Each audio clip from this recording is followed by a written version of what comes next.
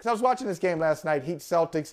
As you know, they've got a long history, even before Jimmy Butler and Jason Tatum, before Eric Spoelstra and Ime Udoka. There was Eric Spoelstra and Doc Rivers and Pat Riley and Danny Ainge, and even at one point, KG and Ray Allen, even though they used to be teammates, but Ray Allen went to Miami and everything got crazy. All right, rivalries, intensity, competitiveness.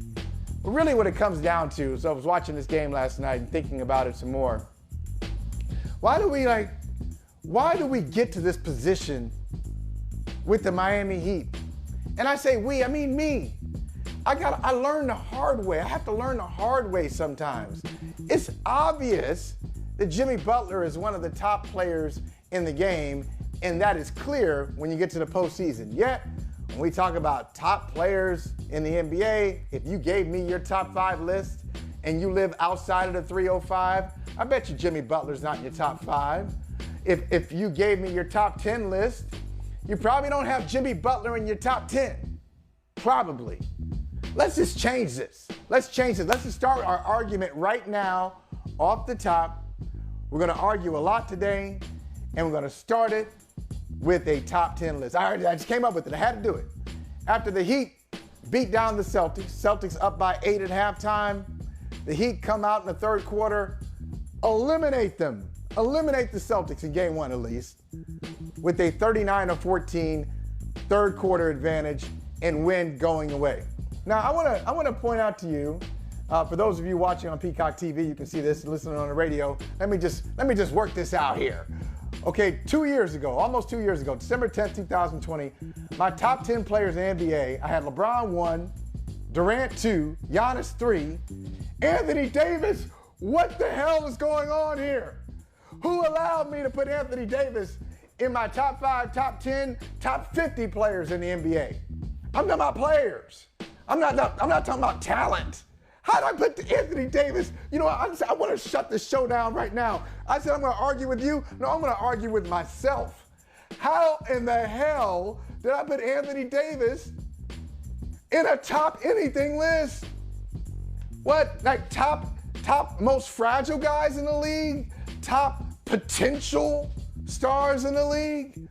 Guys with mesmerizing ability, but they're not there when you need them most. I'm flummoxed by this. Anyway, I had Anthony Davis number 4. Shame on me. What an idiot. Anyway, Steph at number 5, Kawhi at 6, Luka at 7, Dame, remember him, at 8. See, it's unfair. It's unfair. That's what we do.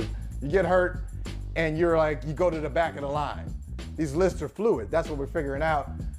I had James Harden at number 9 out of guilt. Never loved his game.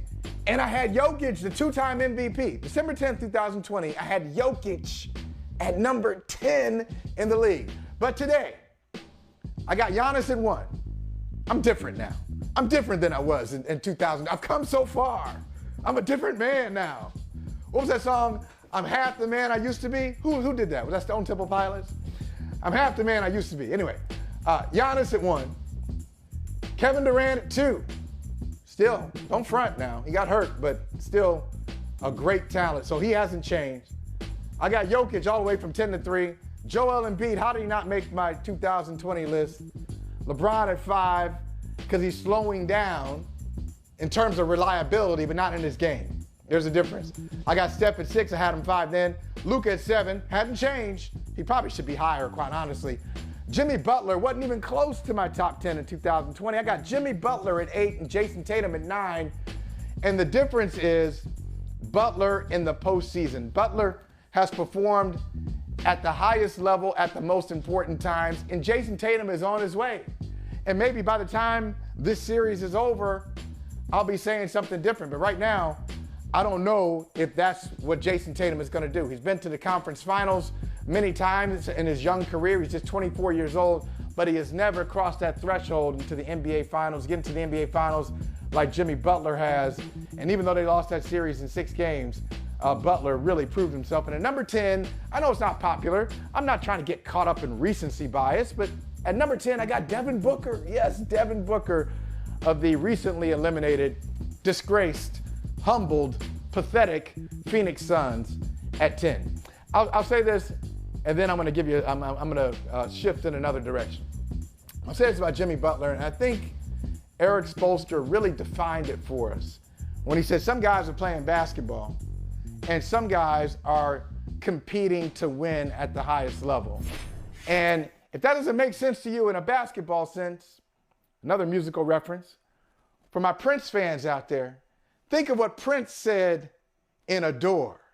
And I can't quote it accurately because, you can't do that. It's too early. It's just after 3 p.m. on the East Coast. And I can't talk like this. But in Adore, essentially, Prince says, I'm not just doing this for kicks. Doing what? Doing this just for kicks. There's some strategy to it. I got something behind it. I'm not just out here playing around. I'm going somewhere. And I think that's what Jimmy Butler does. And that's why he often doesn't make these top 5 and top 10 lists, because he doesn't just go out and score 30 every time he has the opportunity to score 30. He doesn't do it with flash. He does talk to the officials, but he doesn't obsess over talking to the officials. And the Boston Celtics could learn something from Jimmy Butler. He's got some hops, but at times he does his damage below the rim. He's a two-way player. He doesn't mind if you kind of trying to push him around a little bit.